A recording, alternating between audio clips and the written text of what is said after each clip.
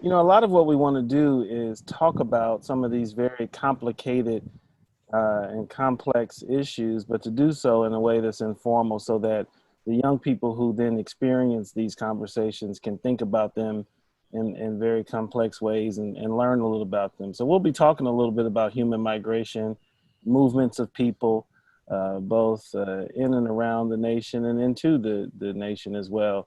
But that also gets us into conversations about urban development and planning and the potential destructive components associated with gentrification, or in some ways, the ways that gentrification might be seen as not necessarily challenging. But ultimately, we're getting into talks and conversations about culture, about neighborhoods, about communities here in our city. And as much as we've been labeled fairly a segregated city, it's also a very richly culturally um, dense set of experiences that if you don't live here in the city, you wouldn't know are occurring. And so we'll talk about some of these issues, but we'll keep them accessible so that our young people who tune in can understand the complexities associated with these topics. All right, we're ready to get into it. So Take us away, Adam. this first section on food and culture, we're gonna ask Alex to I'll use some food puns, kind of share some of the ingredients of his own personal story and his family story. And obviously, Dr. Tao and Maihua, feel free to be part of this conversation. Food, oftentimes, no matter where you are, is part of the journey that you have learning and navigating your own culture and also evolves over time. And I know that's true for you, Alex. Actually, so can you just start? The way that we met was like a little bit over a year ago from a breakdancing event. So can you talk, let's start with breakdancing. Talk a little bit about your history. We'll get to food, Yeah, but tell us a little bit of how that entered into your life. it's kind of weird how this all is woven together, but uh, we were. I got introduced to breakdancing through my cousin that lives in Milwaukee. My family was living in Burlington, Wisconsin at the time, and he'd come over like every weekend. My dad would go see him because there was really no Lao people in the town that we lived in. My dad's family, my mom's family, and their friends were up on the north side of Milwaukee. So we were like literally every weekend, we'd either be up in Milwaukee or my cousins would come down here. They introduced me to the culture. I like just attached onto it. I was like, wow, really, really like motivated to be a really good dancer. My parents were like, what the hell are you doing? But it was a culture for us kids coming up. This was like pre-internet too. So moving forward from there, a lot of kids were doing it in Milwaukee and the north side and south side. And I was just surprised that all these other kids were doing it. And I was always a competitive kid and I always wanted to be better than everyone else. A little bit stubborn too. So like we would always practice wherever to try to beat the next crew. And the crews up there were, predominantly Hmong, Lao, and Puerto Rican. I'm not sure how it was on the north side, but so that kind of got me introduced to the whole Milwaukee breakdancing scene. Was late '90s, early 2000s, and I just kind of formed relationships with people in that city through breaking. And the older ones, I don't want to say OGs, but the older people that were breaking before us, like the Ramones and Swifts, they they were working at community centers up there. Milwaukee Christian Center being one of them on 21st and Greenfield. That's no longer there right now, but that's where every kid went to go break and practice on Monday and Wednesdays. Um, and as I got older, I started working for these nonprofits under Raymond at the Latino Community Center, Milwaukee Christian Center.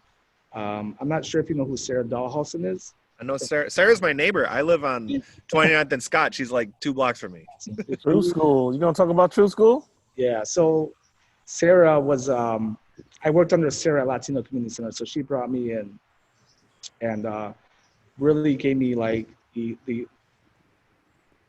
not really the confidence, but planted something in my head where I'm like, I want to work with kids.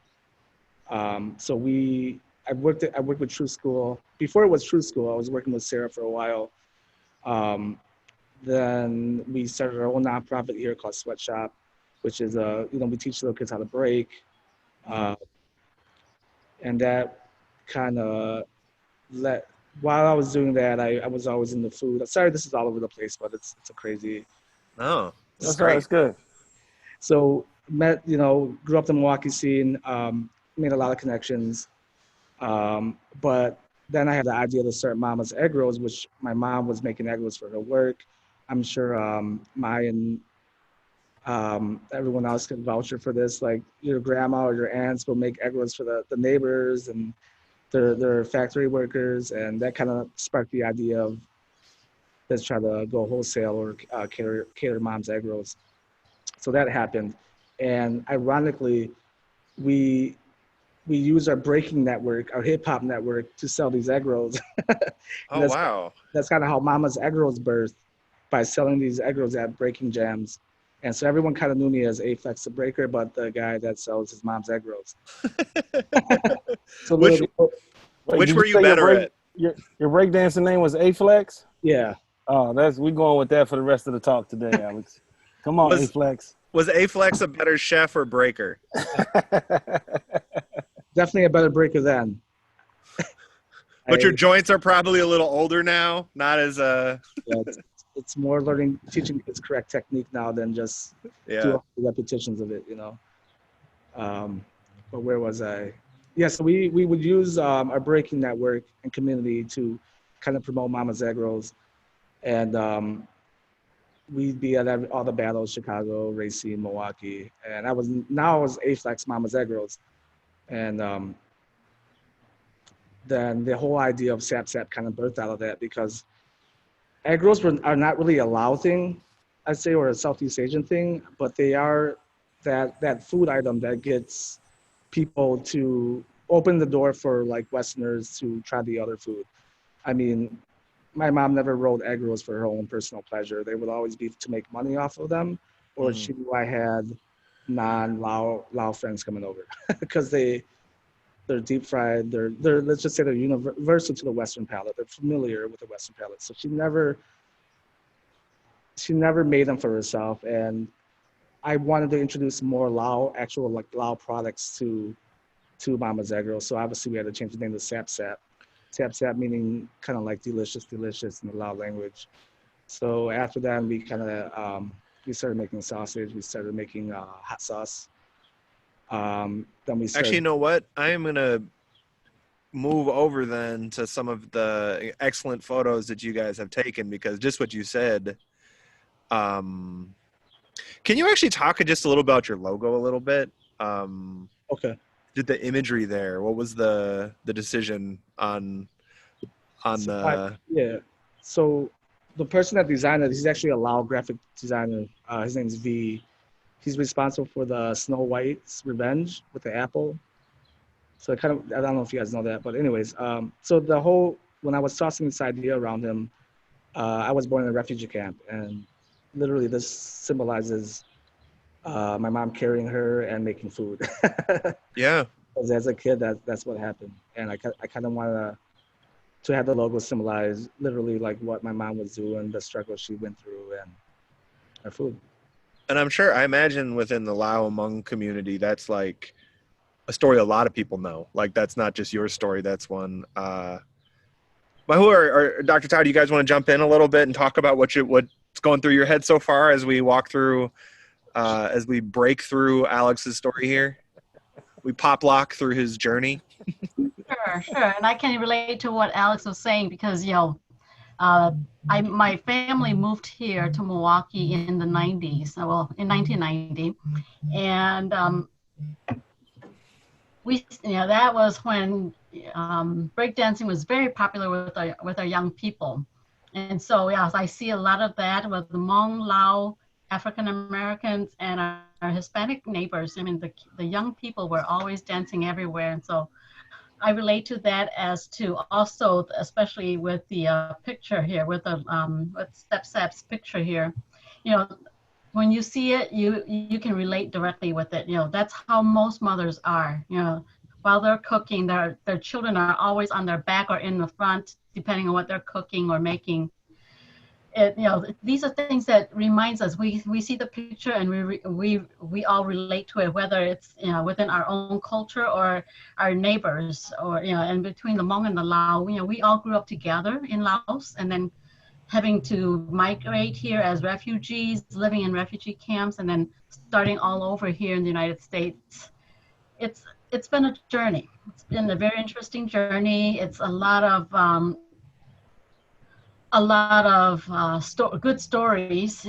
Many of them are sad, but I hope that our children will come and ask us and our elders about our stories so that they can know, because not everybody's story is written down and it's not in the textbooks at the schools. Sure. And so these are things that are very important to us as immigrants and refugees, especially because we didn't choose to come here. We really had no choice. When we lost our country, I was 6 years old. Very young, don't understand very much of what's going on. All I remember was that, my parents said it's time to pick up and go.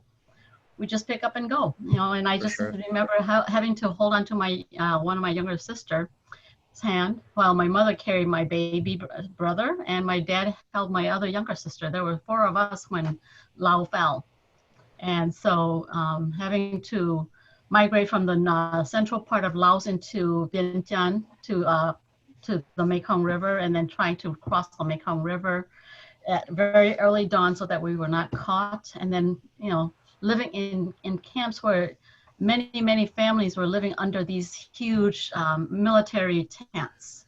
And we'd had to wait until the military trucks would come by to deliver food for us. And so, and then, coming from there to where we are now in the United States, we've come a long way, but to still hold on to these traditions and to be able to share it with our children, and to have young people like Alex to come back and really want to come to embrace the Lao food and the Lao culture is something that, I myself, and I'm sure his parents are very proud of, because sometimes we feel like our culture will be lost because our children will be too Americanized.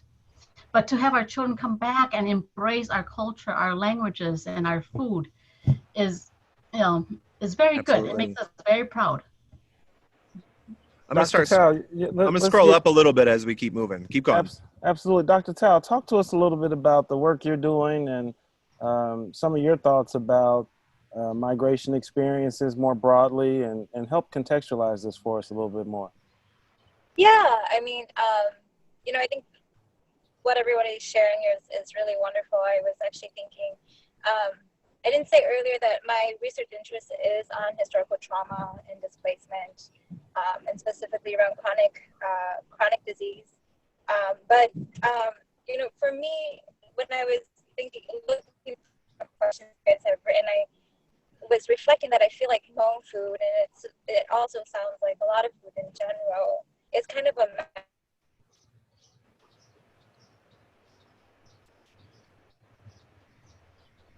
She's breaking up a little bit. Yeah, Dr. Tao's mobile, folks, so we'll give her a second to see if her sound comes back. Oh, there we go. Oh, am I breaking up? Yeah, just a little bit. Go right ahead. Yeah. Oh. Let me turn off my video, maybe. Is this better? Yeah. It is, yes. Okay. Yeah, and so, I'm always really interested in thinking about experiences as also a story of U.S. imperialism in Southeast Asia. So when the French relinquished their Indochina colony, you have this kind of uprising within Southeast Asia, where you have these individuals who really identified with kind of the communist ideologies, right, trying to reclaim back the colony. But you then also have the U.S. intervening in Laos, trying to shape the political outcome of it really funneled in a lot of money to sway people to vote pro-American, pro-democracy, but the government actually voted for, the people of Laos actually voted for a much more neutral stance, which was which catered to both sides. And so of money called economic collapse, and there's and then so when I talk about U.S. imperialism in Laos, it's not, it's not like colonialism that we typically see in the textbooks, but it's the extension of war in Southeast Asia. So, at the time, the Geneva Conference had agreed that Laos was supposed to stay neutral, and this was all at the same time the Vietnam War was going on. And so, sorry, I just saw the note that we're going to be concluding in 5 minutes in the next section. But yeah, so for me, I'm really, does the U.S. involvement continue to displace Hmong livelihood, right? So you have USCIA coming into Laos, training Hmong and other Lao ethnic minorities to become proxy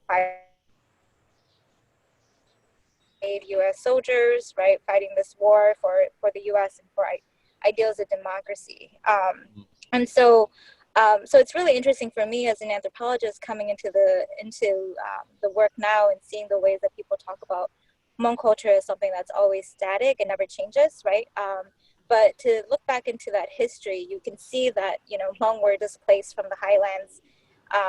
And there was a generation that grew up on U.S. dropped, food aid. So some of them didn't even know how to cultivate or grow rice. And so it's really interesting to see the ways in which the Hmong community has returned to reclaim past practices, but also at the same time to adapt it to their current situation. So I feel very much connected to what you got all shared, and I also think about motherhood because I said I have two little girls. Actually, we welcomed a little baby boy in March, and I think about my entrance into motherhood is very much where I'm also learning a lot of these memories that kind of like what Alex was sharing, right? I'm learning about cooking with my mom for my children and about her memories of the refugee camps in ways in which those memories would have never been available to me, right, if I wasn't a mother myself. So thank you. Yeah, thank you. Thank you very much. And Alex, if we could just move through some more of your images. I mean, connecting to what just was said, one of the, regardless of where you come from and where you find yourself, some of the recipes, the relationships to food, how to cook it, how to share it, are things clearly that you were fused into you from your family. And this, it seems to me, pick up the story a little bit. So you started making sausage, and then it seems like it kind of started blossoming from there into other ways of thinking about food and what you wanted to do with it, from like the breakdance battles to the broader community. Yeah.